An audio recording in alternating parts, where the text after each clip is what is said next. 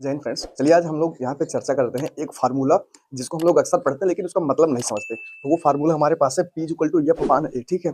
अब इसका मतलब क्या है, इसका उपयोग क्या है, इसका उपयोग देखते हैं। ठीक है। आप सब ये देखते हैं कि कभी कभी जो बड़ी सी ट्रक होती है उनमें सिर्फ पीछे मतलब 4 या 6 टायर लगा जाते हैं, और जबकि कोई छोटी ट्रक होती है, छोटी ट्रक को में देखते हैं 8 10 20 ऐसे टायर लगा जाते हैं। तो उसका मतलब क्या है, उसका मतलब ये होता है कि ये जो फार्मूला होता है P इक्वल टू एफ अपान ए, यहाँ पे P का मतलब है प्रेशर, यहाँ पे P का मतलब है प्रेशर, F का मतलब है फोर्स यानी बल, F R होता है एरिया जिसको बोलते हैं क्षेत्रफल।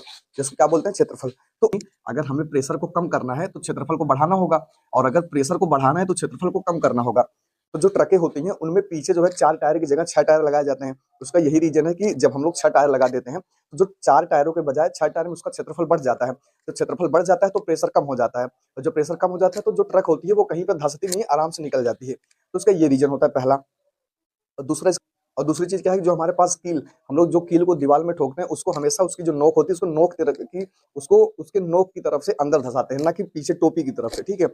तो इसलिए क्यों, क्योंकि जो हमारी नोक होती है ये क्षेत्रफल इसका बहुत कम है। मतलब जो लोहे की कील होती है उसका जो नोक होता है उसका क्षेत्रफल बहुत कम होता है।